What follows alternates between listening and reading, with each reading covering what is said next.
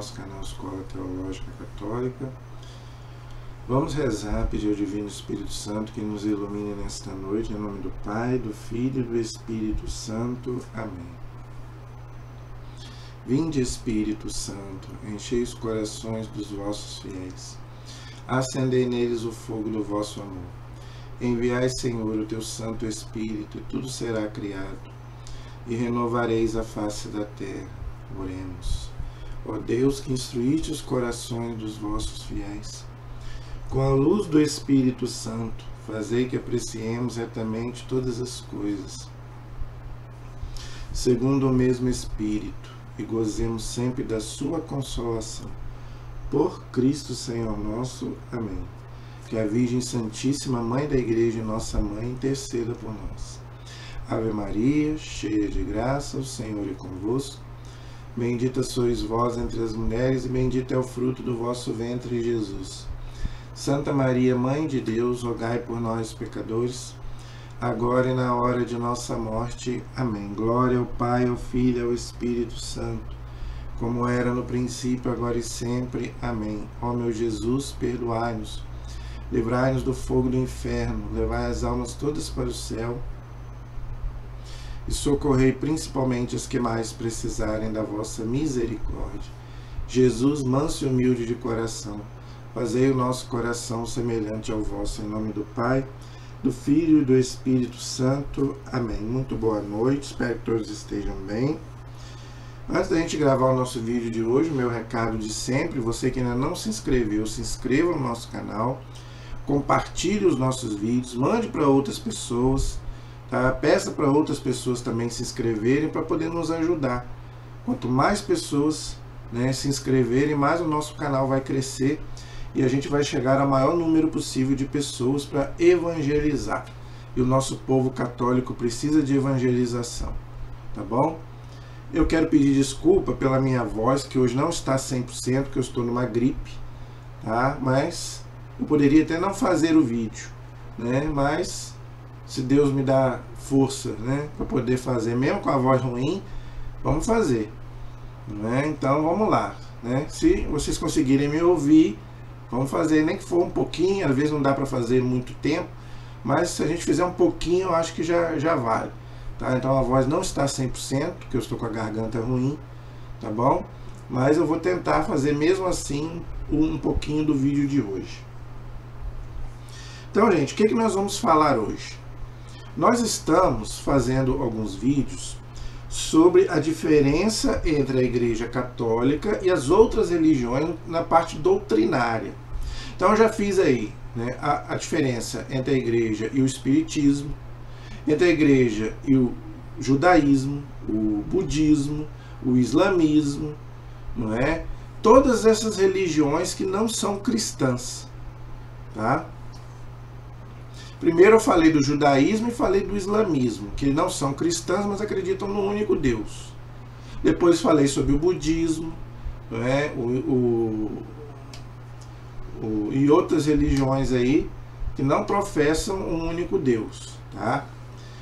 Agora eu quero falar um pouco sobre aquelas igrejas que são cristãs, acreditam em Jesus Cristo, mas não estão em comunhão com a Igreja Católica, tá? Hoje eu vou falar um pouquinho da Igreja Ortodoxa, tá?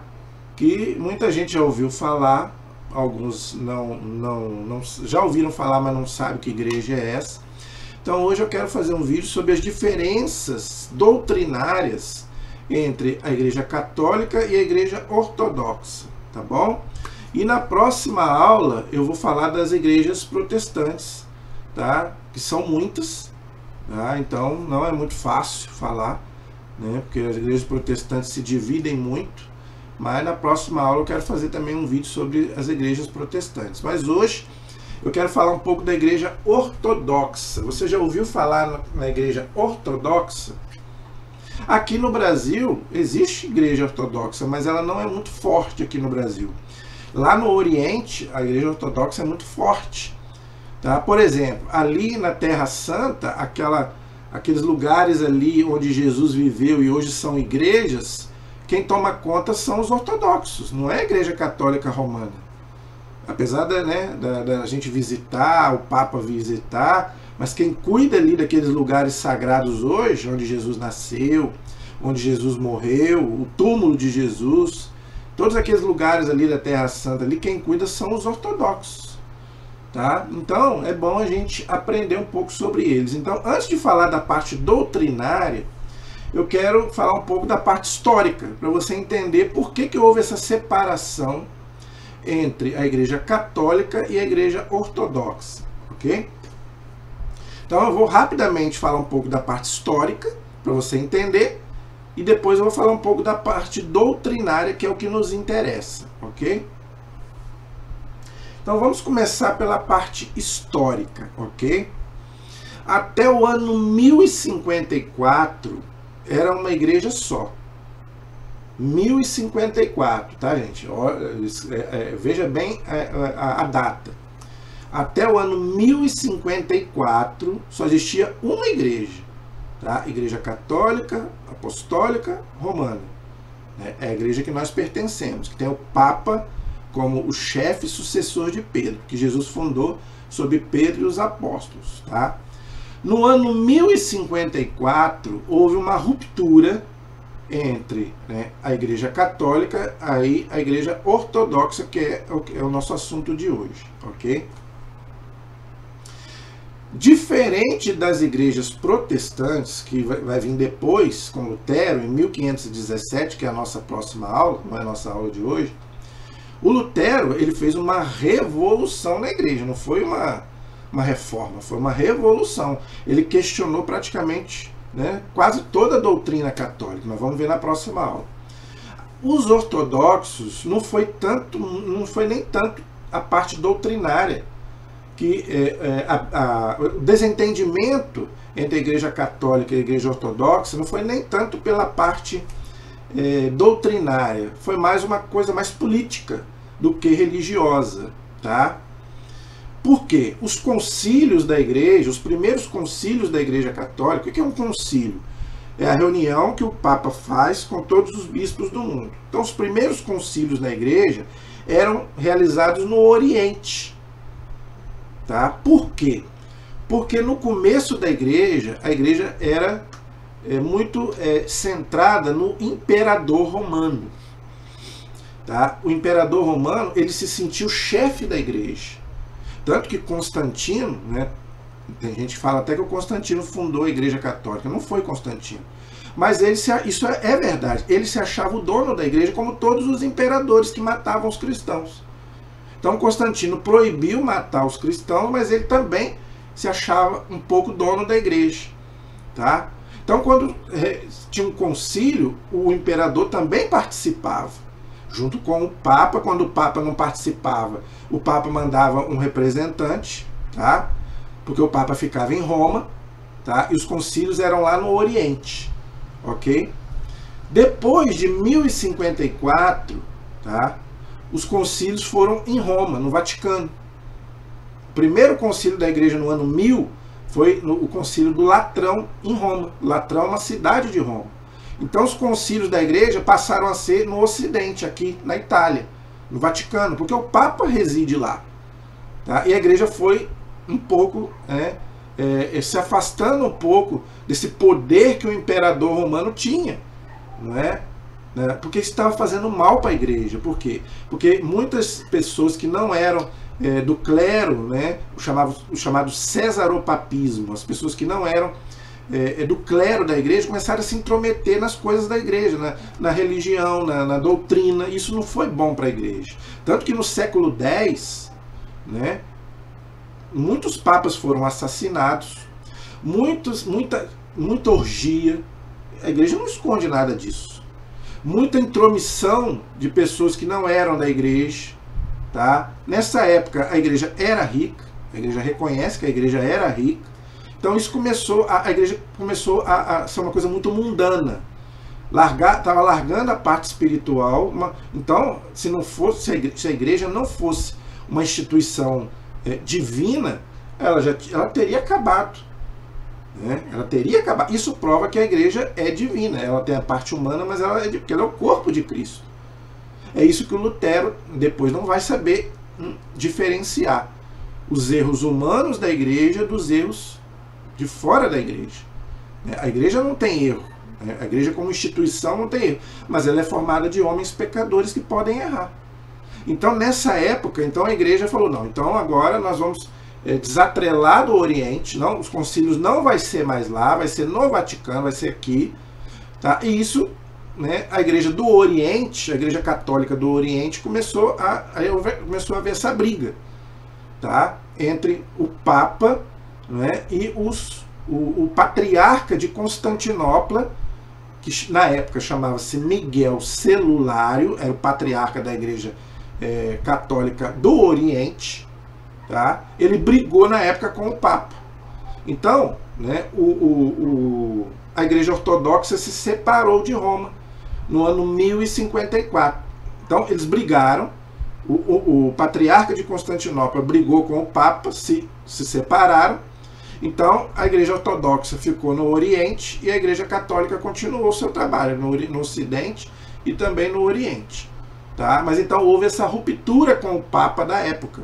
O Papa pediu para que eles voltassem, eles não quiseram voltar. Então o Papa teve que excomungar o patriarca.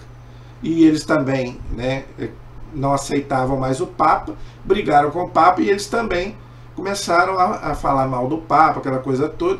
E acabou havendo esse rompimento entre a Igreja Católica, Apostólica Romana e a Igreja Ortodoxa. Ok? Mas veja, a Igreja Ortodoxa ela não virou protestante. Não. Diferente do Lutero. O Lutero era padre, brigou com o Papa, Leão X, e ele renegou toda, né, praticamente toda a fé católica, ficou só com a Bíblia, não é? E fundou a igreja protestante, a primeira igreja protestante, a igreja luterana, e depois todas as outras que estão aí até hoje. A igreja ortodoxa, ela não virou protestante, tá? Ela não é protestante, ela é católica, só que ela não está em comunhão com Roma, tá? Ela continua, né, por exemplo, com os sacramentos, coisa que os protestantes não têm. Os protestantes não têm nenhum sacramento, eles perderam, porque o Lutero rompeu, né, com toda a sucessão apostólica, e eles não. Eles só não obedecem o Papa, ok? Mas eles continuam com a doutrina, 90% da doutrina católica. Alguma coisa que diferencia, nós vamos ver daqui a pouco, a parte doutrinária. Mas eu quero... primeira coisa é isso. Os ortodoxos não são protestantes, eles são católicos, mesmo não estando em comunhão com o Papa, tá? Mas eles não são protestantes, ok? Eles creem, né, praticamente em muitas coisas que nós cremos e que os protestantes, por exemplo, não creem, tá? Então, os próprios sacramentos, como eu estou explicando, tá? E os sacramentos na igreja ortodoxa são válidos. Por quê? Porque os bispos da igreja ortodoxa foram ordenados pelos apóstolos. Eles não perderam a sucessão apostólica, coisa que os protestantes perderam. Tá? Então os sacramentos na igreja ortodoxa são válidos, mas não são lícitos. O que é isso? Eu não posso participar dos sacramentos na igreja ortodoxa. Por quê? Porque, né, eu sou da igreja católica apostólica romana. Tá? Mesmo eles sendo católicos, mas eles estão brigados com Roma, eles estão rompidos com Roma, eles não aceitam o Papa. Eles têm lá o chefe deles, que é o patriarca deles lá. Então eles não obedecem ao Papa. Então nós católicos obedecemos o Papa. Então a gente não pode participar de uma missa na igreja ortodoxa. Então, gente, entenda uma coisa. Uma coisa é ser válido, outra coisa é ser lícito. Tá? O fato de ser válido não quer dizer que é lícito. Vou dar um exemplo aqui, você vai entender. Vamos supor que eu roube uma nota de 100 reais de uma pessoa. Tá? Eu peguei lá uma nota de 100 reais de uma pessoa. É lícito roubar? Não. Mas vale. Se eu for lá pegar essa nota e comprar, eu vou comprar. Em qualquer lugar eu compro essa nota, mesmo ela sendo roubada. Por quê? Uma coisa é ser lícito, outra coisa é ser válido. A nota vale? Vale. Mas não é lícito, porque é uma nota roubada. Entendeu? Então, a mesma coisa são os sacramentos lá. Lá tem missa, né? Na igreja ortodoxa tem missa, tem os sacramentos, mas eu não posso participar. Por quê? É válido, mas não é lícito, porque eles estão brigados com Roma. Tá? A igreja deles é por conta própria. Tá? Eles não têm o Papa como chefe. Eles não têm o catecismo da igreja. Eu ia trazer o catecismo aqui, mas não esqueci. Eles não têm um catecismo como nós temos. Ok? Então é onde que tem algumas divergências de doutrina que nós vamos ver daqui a pouco. Ok? Então a primeira coisa que eu queria explicar. Os ortodoxos, eles não são protestantes, eles são católicos. Tá? E mesmo eles não sendo obedientes ao Papa, eles têm um diálogo muito bom com o Papa. Antigamente, né, no começo não. Né, quando eles romperam com a igreja, eles não tinham uma boa relação com Roma. Mas graças a Deus isso foi diminuindo, E hoje, gente, a igreja católica tem um diálogo maravilhoso com os ortodoxos. É o melhor diálogo que a igreja tem. O melhor diálogo que a igreja católica tem hoje é com os ortodoxos. Por quê? Porque eles são católicos. Eles só não obedecem o Papa. Mas eles são católicos. Então é um diálogo mais fácil. A doutrina não diverge tanto. Como, por exemplo, os protestantes. Os protestantes é mais difícil dialogar. Porque a doutrina deles é diferente, porque eles se dividem muito. São muitas igrejas protestantes. A igreja ortodoxa, né, praticamente, né, é uma igreja só. Não tem muitas igrejas ortodoxas, é uma só. Entendeu? Então, os papas da igreja, os últimos papas, né, têm tentado um diálogo muito próximo com os ortodoxos, para fazer eles voltarem para a igreja, para voltarem para, né, a comunhão com Roma. Tá? O Papa João Paulo II tentou isso, o Papa Bento XVI tentou, o Papa Francisco vive tentando. Tá? Porque eles são católicos. Então é mais fácil. Né? O retorno deles é mais fácil, por exemplo, que os protestantes. Tá? Mas isso, se Deus quiser, vamos rezar. Né? Peço aí que vocês rezem, eu também tenho rezado, para que haja o mais rápido possível essa união entre os católicos e os ortodoxos, porque é mais fácil essa união. Não é tão difícil. Né? Aí depois a gente busca, né, a unidade com os outros protestantes e as outras religiões, que é muito mais complicado. Né, que não creem em Jesus Cristo. Eles pelo menos creem em Jesus Cristo. Né? Então, vamos rezar. Não é? Diariamente aí eu vejo o Papa, né, chamando lá no Vaticano, né, um patriarca lá da Igreja Ortodoxa, e o Papa também, quando vai à Terra Santa, ele se encontra também com os ortodoxos lá em Roma e em outros lugares onde existe, né, uma Igreja Ortodoxa. Lá no Oriente, gente, a Igreja Ortodoxa é bastante grande. Aqui não, graças a Deus, aqui é mais a Igreja Católica Romana, no Ocidente, mas lá no Oriente, né, igual a Terra Santa, por exemplo, tem muito mais ortodoxos do que romano, que católicos romanos. Entendeu? Então essa é a parte histórica, vamos dizer assim. Agora vamos para a parte teológica, que é o que nos interessa. Tá? Além da parte histórica, né, tem algumas diferenças doutrinárias que não são muitas, graças a Deus, então por isso que é mais fácil. Não é igual o protestantismo, que o Lutero questionou praticamente 90% da doutrina católica. Podemos dizer assim, 95%. Tanto que ele colocou lá 95 teses lá contra a igreja, a doutrina da igreja. Não foi nem contra a igreja, contra a doutrina da igreja católica. Você acha aí na internet. As 95 teses do Lutero. Entendeu? Então, gente, é mais complicado a conversa com os protestantes. Mas os ortodoxos não. Os ortodoxos não tem tanta divergência assim. Então, as poucas que tem, nós vamos ver aqui agora. Ok? A primeira diferença é aquela que eu já expliquei. Tá? Eles não obedecem o Papa. Ok? Então, a Igreja Ortodoxa tem um chefe. Para nós católicos, o nosso chefe, claro, gente, o nosso chefe é Jesus Cristo. Jesus é a pedra invisível da igreja, claro. Tá? Mas a Igreja Católica Apostólica Romana tem um chefe visível, tem um comandante aqui na Terra, né, que é sucessor de Pedro, não é de Jesus Cristo. Jesus Cristo não tem sucessor. Tá? O Papa é sucessor de Pedro, não é sucessor de Jesus. O Papa é o representante de Cristo, é diferente. Jesus escolheu 12 apóstolos, dentre esses 12, Pedro é o cabeça. Isso aí você vê lá na Bíblia, lá, gente, isso aí não tem como discutir. Só você ler lá o Evangelho de São João, Atos dos Apóstolos, você vai ver que Pedro é o chefe, é o líder. Entendeu? Tanto que Jesus fala para Pedro, né, você vai confirmar os teus irmãos, você vai cuidar dos seus irmãos. E também da parte doutrinária. Tanto que lá em Atos você vê que é Pedro quem é o chefe ali da comunidade ali. Paulo, ele vem a Roma para se encontrar com Pedro. Olha o respeito que São Paulo tinha por São Pedro. Porque sabia que ele era o líder, que ele era o chefe.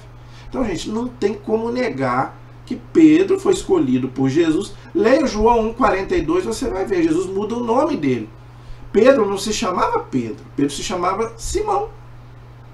E Jesus troca o nome dele. Quando Jesus troca o nome de uma pessoa, quer dizer uma missão. Jesus está dando uma missão. João capítulo 1, versículo 42. Você não se chamará mais Simão, você se chamará Pedro. Pedro quer dizer pedra. Por isso que lá em Mateus 16, Jesus fala, sob esta pedra edificarei a minha igreja. Aí os protestantes falam que essa pedra é Jesus. Claro que a pedra invisível é Jesus, mas ali Jesus está falando para Pedro. Jesus está falando, sob esta pedra edificarei a minha igreja. Se você vê o contexto ali, você vê claramente que Jesus está falando de Pedro. Tudo que você ligar na terra, eu ligo no céu. O que você desligar na terra, eu desligo no céu. Então eu te entrego as chaves do reino. A chave quer dizer o poder para abrir e fechar. Então o Papa tem na igreja o poder absoluto. Tá? Então os ortodoxos, como eles brigaram e romperam com o Papa, eles não obedecem ao Papa. Então eles têm o chefe, né? Cada igreja ortodoxa tem um chefe, é o patriarca. Tá? O chamado Patriarca de Constantinopla, porque a sede da igreja ortodoxa não é em Roma, é em Constantinopla, que vem de Constantino, tá? Que foi o primeiro imperador, né, que não matou os cristãos, não é? Eles falam que Constantino é o chefe, fundou a igreja católica. Ele poderia ser o fundador da igreja ortodoxa, da igreja católica não foi, mas da igreja ortodoxa, ele é muito mais venerado na igreja ortodoxa do que na igreja católica apostólica romana, Constantino.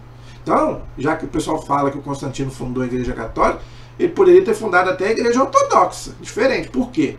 Porque os ortodoxos levaram a sede da igreja ortodoxa para Constantinopla, que é a cidade de Constantino, imperador. Então, os ortodoxos que tinham que se orgulhar disso, né? Então, os inimigos da igreja podem dizer isso. Agora, a igreja católica apostólica romana não tem nada a ver com Constantino. A única coisa que o Constantino fez foi proibir matar os cristãos, mais nada.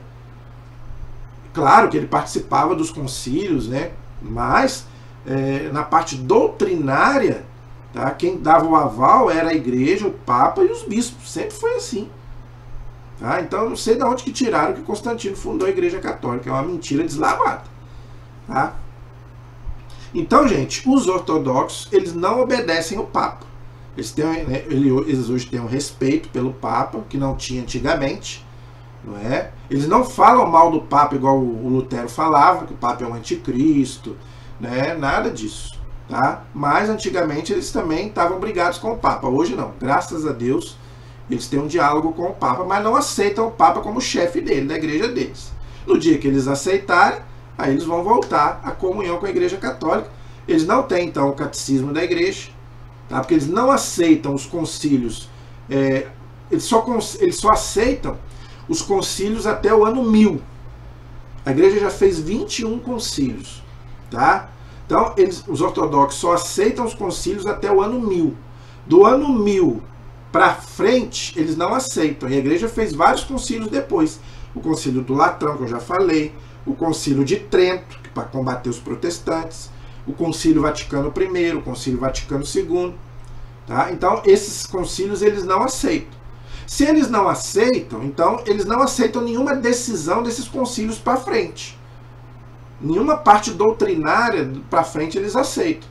Tá? Por exemplo, a infalibilidade do Papa. Eles não aceitam. Por quê? Porque a infalibilidade do Papa foi no Concílio Vaticano I, no ano 1870. Então eles já estavam rompidos. Então os ortodoxos também não aceitam. Tá? O que é isso? Infalibilidade. Quer dizer o quê?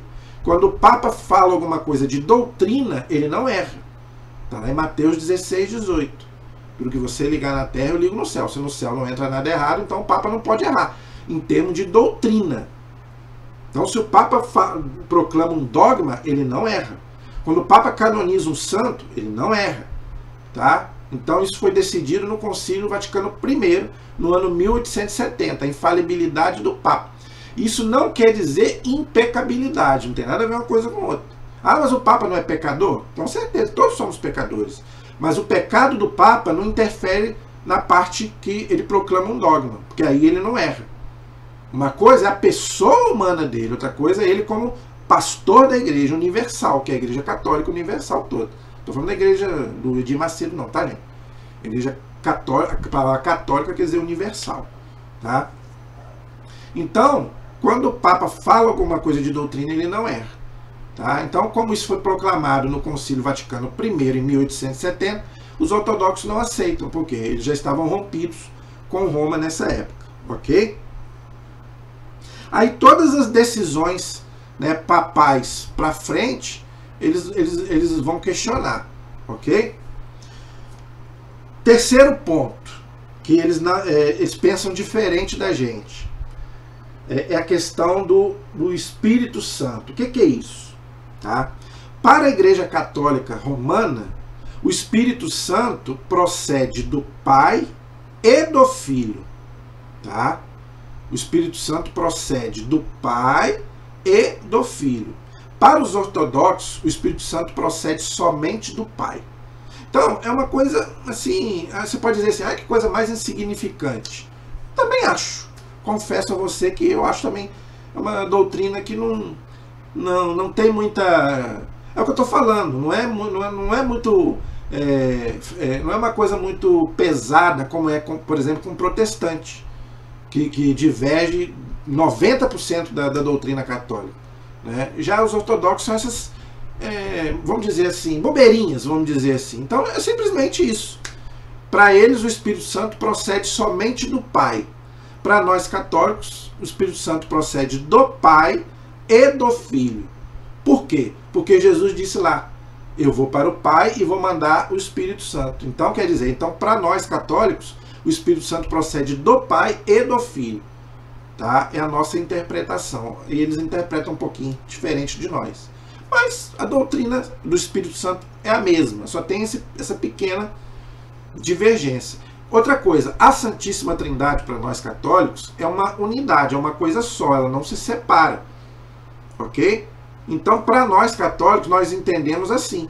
Que o Pai, o Filho e o Espírito Santo é uma única essência. Tá? Então, para nós...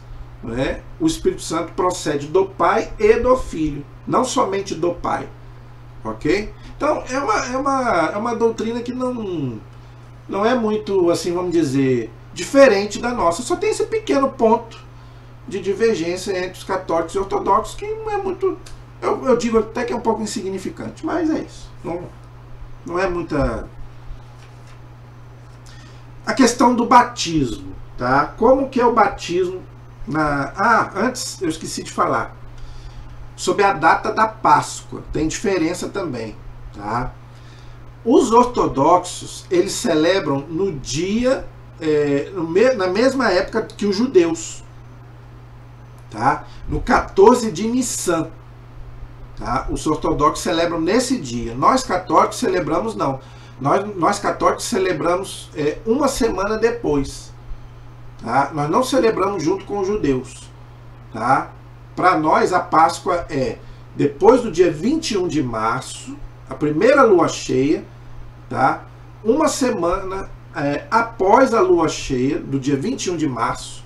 Então a igreja marca a Páscoa, tá? Num domingo depois do 14 de Nissan, que é o dia da Páscoa judaica. Então a igreja católica romana, ela não celebra junto com os judeus, já os ortodoxos celebram. Tá? Então tem isso também. A data da Páscoa para os ortodoxos é diferente da nossa, ok? O batismo, para nós, tá? Pode ser por infusão ou por aspersão. Ou seja, você pode mergulhar a pessoa no rio, ou onde for, ou você pode derramar água na cabeça da pessoa. Os ortodoxos, eles só aceitam fazer por imersão, ou seja, colocar a pessoa na água, tá? Mais ou menos parecido com os protestantes, ok? Já nós católicos não. Porque nós entendemos que o que batiza não é a quantidade de água, é a água. Então a igreja prefere até por efusão, derramar água na cabeça da pessoa. Tá? Então tem essa pequena diferença aí também no batismo. Ok? Epiclese, o que é isso? Na hora da consagração, ali na missa, que o padre está consagrando, tá? Ele repete as mesmas palavras de Jesus. Quem vai à missa aí sabe. Os ortodoxos, eles já fazem diferente. Eles invocam o Espírito Santo. Tá? Eles fazem uma oração lá, invocando o Espírito Santo, para fazer a transubstanciação. Acontece a transubstanciação? Acontece. Porque o sacerdote lá que é ordenado, né, ele foi ordenado validamente. Tá? Não é, na igreja protestante já não vale. Né, porque lá é um símbolo, vamos dizer assim. Eles creem como se fosse um símbolo. Os ortodoxos não. E eles também não têm o sacramento da ordem, os protestantes. Os ortodoxos têm. Só que a Igreja Católica Romana, ela simplesmente faz aquela oração que Jesus, a mesma oração que Jesus fez na última ceia. Já os ortodoxos, eles fazem uma oração invocando o Espírito Santo, que chama-se epiclese, invocando o Espírito Santo, ok? É simplesmente isso, mas a consagração é a mesma, ok? Eles acreditam na consagração e tudo certinho, tá? Outra coisa, para nós, o pão tem que ser ázimo, sem fermento. Tá? Para nós católicos, para eles não, para eles pode ser com fermento, ok? Para nós não, para nós o pão tem que ser ázimo, ou seja, sem fermento, e o vinho tem que ser da uva, ok? Para nós católicos, para os ortodoxos não. É simples, essas pequenas diferenças, ok? A Igreja Católica, ela distribui, a maioria da Igreja Católica, né, ela distribui somente o pão. Ela não distribui o vinho na missa. Os ortodoxos distribuem o pão e o vinho, as chamadas duas espécies. Tá? Já nós católicos, nós comungamos só o pão. Tá? Eu já expliquei isso aqui, vou explicar de novo. Por que na Igreja Católica, né, se distribui só o pão? Por dois motivos. Um motivo pastoral e um motivo teológico. Vou te explicar, você vai entender. No pão já está corpo, sangue, alma e divindade de Jesus. Então, a igreja entende que você comungando o pão, você já está comungando Jesus completo. Então, não tem necessidade de receber também o vinho. Porque ali no pão, Jesus já está todo inteiro. Ok? Essa é a primeira explicação. Segunda, aí a parte pastoral. A igreja católica, ela tem muito mais fiéis. A igreja é muito maior. Então, demora. Tá? Se for distribuir o vinho para todo mundo, demora. Outra coisa, risco de profanação. Se a hóstia cair no chão, você pode pegar. Se o vinho cair no chão, derramar e cair no chão, não tem como apanhar mais. É uma profanação, é o sangue de Cristo. Na igreja ortodoxa é menos gente.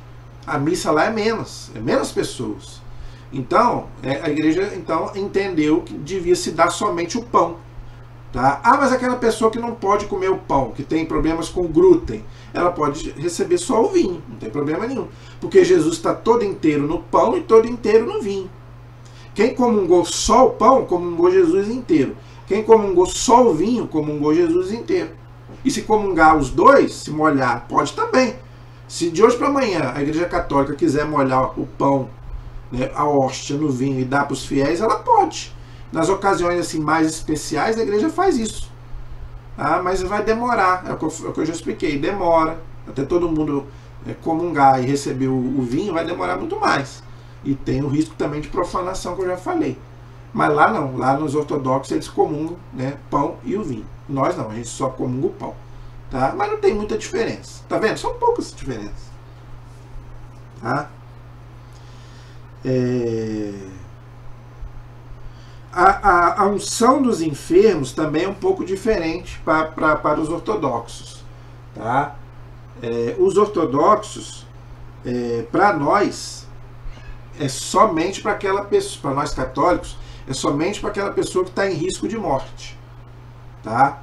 Se a pessoa estiver em risco de morte ou for passar por uma cirurgia, né, que vai correr risco, aí pode receber. Já os ortodoxos não. Os ortodoxos, eles já, qualquer doença que a pessoa tiver, ela pode receber. Aqui não, aqui só quando a doença é grave, perigo de morte. Tá? Por isso que antigamente era chamada de extrema unção. Mas a igreja tirou isso. A igreja tirou esse nome. Extrema unção. É unção dos enfermos.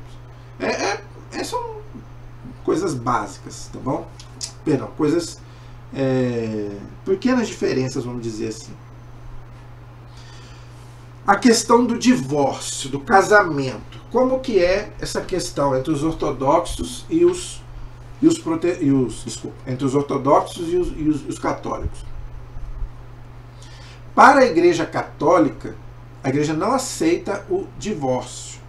Tá? A Igreja Católica não aceita o divórcio. Já a Igreja Ortodoxa aceita. Como assim? Vou te explicar. Se uma pessoa se separa, ela não pode casar de novo com outra pessoa, a não ser a morte. A única coisa que extingue o matrimônio, que rompe o vínculo matrimonial, tá? Gente, estou falando de pessoas casadas na igreja, tá? Não estou falando de casamento no cartório e nem morar junto. Estou falando de quem é casado na igreja, sacramento do matrimônio. Quem recebe o sacramento, para a Igreja Católica Romana, a única coisa que rompe o vínculo é a morte de um dos dois. Aí o casamento acaba, encerra. Mas, se acontecer uma separação física, que a igreja aceita, dependendo do caso, tá? A pessoa continua casada. Ela separou fisicamente, mas ela continua casada. Os ortodoxos, eles aceitam fazer um segundo casamento de uma pessoa divorciada, a chamada segunda união. Entendeu? A Igreja Católica Romana já não aceita. A menos que o primeiro casamento seja declarado nulo. O que é isso? A pessoa que se separa, ela pode entrar com um pedido no tribunal eclesiástico da igreja para ver se o seu casamento valeu. Aí a igreja vai analisar. Se o casamento valeu, aí ninguém pode mexer mais, nem o Papa. Tá? Mas tem casamentos que não valeram. Se a pessoa foi enganada, se houve mentira. Tem 17 razões no Código de Direito Canônico da Igreja que fazem um casamento não ser válido. Entendeu? Se a pessoa foi enganada, se houve mentira, entendeu? Se ela foi obrigada, e antigamente tinha muito isso, né? Os casamentos arranjados, né? O pai obrigava o homem a se casar porque a filha está grávida. A mulher grávida não é obrigação para o homem casar. Para casar, você tem que casar por livre, espontânea. O padre faz essa pergunta. Você está aqui, é por livre, espontânea vontade? Você não está enganado? Você não está com um revólver na cabeça? Então, a igreja vai analisar. Então, o tribunal vai analisar como se fosse um tribunal comum. Tem o juiz, são 3 juízes, para não dar empate. A igreja vai analisar se o casamento aconteceu ou não. Se o casamento não aconteceu, aí a pessoa, né, tem a declaração de nulidade, aí ela fica solteira. Se ela está solteira, ela pode casar. Ela nem vai casar de novo, ela vai casar a primeira vez, porque o primeiro não valeu.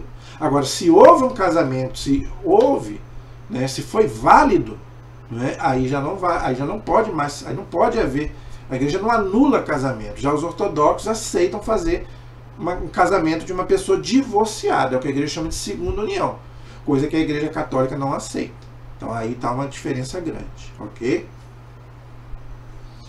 E o último de hoje, a última parte doutrinária que pega é a questão do celibato, do clero. Tá? Até o ano 1000 não era obrigado o celibato. Tá? Então, até o ano 1000 na Igreja Católica, porque o celibato, gente, não é uma coisa teológica, o celibato é uma coisa pastoral. Tá? É uma coisa pastoral, não é uma coisa teológica, vamos dizer assim, fechada. É uma coisa que pode ser mudada, vamos dizer assim. Então, no começo da igreja, havia celibato? Havia. Muitos padres eram celibatários, mas muitos padres casavam. O bispo casava e o papa também casava. No começo da igreja não era proibido o casamento para os padres. Isso aconteceu a partir do ano 1000. Como os ortodoxos romperam com a igreja no ano 1054, então os padres da igreja ortodoxa podem casar. Os padres da Igreja Católica Romana não podem casar, porque do ano 1000 para frente foi obrigatório para o padre não se casar. A igreja se reuniu no Concílio do Latrão e ali decidiu que os padres, bispos e o Papa não casariam mais. E está até hoje assim. Como os ortodoxos, né, não aceitam, né, do ano 1000 para frente, então eles ordenam padres casados. Ok? Então, os padres da Igreja Ortodoxa podem casar. Veja, eles ordenam padres casados. Mas se o padre da Igreja Ortodoxa foi ordenado solteiro, vamos supor que eu sou de uma igreja ortodoxa, tá? Se eu sou casado, beleza, eu continuo como padre casado, para os ortodoxos. Agora, se eu sou solteiro e eu sou ordenado, aí eu já não posso casar mais na Igreja Ortodoxa. Então, a única diferença é essa, que eles ordenam padres casados. Já aqui na Igreja Católica, não. A igreja só ordena padres solteiros. Lá, eles podem ordenar padres solteiros e padres casados, tanto faz. Ok? Como acontece aqui com o diácono. O diácono aqui na Igreja Católica pode casar, né? Mas aí ele é diácono, ele não é padre. Lá na Igreja Ortodoxa, o padre pode se casar, desde que ele já seja ordenado casado. Se ele for ordenado solteiro, aí ele não pode casar mais. Então, eles também têm celibato na Igreja Ortodoxa. Simplesmente, eles aceitam ordenar padres casados, coisa que a Igreja Católica não aceita. O padre na Igreja Católica tem que ser celibatário, tem que ser, não pode se casar. Porque do ano 1000 para frente, a Igreja decretou como, né, celibato para o clero, tá? Padres, bispos e o Papa. Ok? Então, do ano 1000 para frente, os padres não se casaram mais na Igreja Católica. Ok? Já os ortodoxos aceitam. Duas coisas, né, que aconteceram na Igreja Ortodoxa que dificultaram muito para eles virem para a Igreja Católica. Duas coisas. Primeiro, né, eles ordenaram mulheres. Outra coisa que a Igreja Católica não aceita. Tá? A Igreja não aceita ordenar padres, sacerdotes mulher, né, só homem. E os ortodoxos, né, ordenaram algumas mulheres como sacerdote. Então, isso dificultou também para que os ortodoxos voltassem para a Igreja Católica. A Igreja não aceita ordenar mulheres, né? É uma questão de missão, não é preconceito, não é nada. A Igreja entende, né, que Deus não tem sexo, mas Jesus se encarnou como homem, que ele é o novo Adão. Nem Nossa Senhora não é padre. Então a Igreja nunca teve um papa mulher, um padre mulher, um bispo mulher. É uma questão de missão. Como é a missão da mulher gerar um filho, não é o do homem. Então a Igreja entende que não se deve ordenar mulheres. Os ortodoxos já não veem dessa forma. Outra coisa, né? Foram ordenados alguns bispos homossexuais também. Tanto na Igreja Ortodoxa quanto na Igreja Anglicana. Só que a Igreja Anglicana é protestante. Já a Igreja Ortodoxa é católica. Então tanto os anglicanos quanto os ortodoxos foram ordenados alguns padres também homossexuais, vamos dizer assim, coisa que a Igreja também não aceita, porque está no nosso catecismo, né, que a prática homossexual é pecado. A tendência não é. Tá? Você ter a tendência homossexual não é pecado, mas a prática homossexual é pecado. Então por isso que a Igreja não ordena, né, padres que se dizem, né, serem homossexuais. Se eles tiverem a tendência, mas não tiver a prática, podem até ser ordenados. O Papa Bento XVI falou isso. Tá? O Papa Bento XVI falou isso bem claro. Tá? Se o padre tem a tendência homossexual, mas ele não tem a prática, ele pode ser ordenado. Tá? Agora, se ele tem a tendência, mas tem a prática, ele pratica atos homossexuais, né, casa, né, aí infelizmente aí não pode ser ordenado. Tá? Porque o nosso catecismo diz bem claro, a tendência não é pecado, mas a prática é pecar. Ok? A questão que eu falei do padre ser casado na Igreja Ortodoxa. Se ele ficar viúvo, ele não pode casar de novo. Tá? Vamos supor que o padre na Igreja Ortodoxa foi ordenado casado. Se ele ficar viúvo, ele não pode casar de novo. É mais ou menos como é o diácono aqui. O diácono é a mesma coisa. O diácono, ele é casado, mas se ele ficar viúvo, ele não pode se casar novamente, ok? Então, essas pequenas diferenças entre a Igreja Católica e a Igreja Ortodoxa. Espero que você tenha gostado, tá bom? Vamos rezar para que os ortodoxos voltem para a Igreja Católica, tá? Isso não está difícil não, né? Eu creio que breve nós vamos ter de novo aí uma igreja só, católicos e ortodoxos. Na próxima aula, gente, aí né, é mais complicado. Na próxima aula nós vamos estudar as diferenças entre a Igreja Católica e as igrejas protestantes. Aí já é mais complicado, porque eles se dividiram bastante e a doutrina praticamente são poucas que nós concordamos, vamos dizer assim, pouca coisa. Então é assunto para a nossa próxima aula aí, não perca, amém? A nossa proteção está no nome do Senhor, que fez o céu e fez a terra. Estivemos e permaneceremos unidos em nome do Pai, do Filho e do Espírito Santo, amém. Deus abençoe a todos, até o próximo programa, se Deus quiser.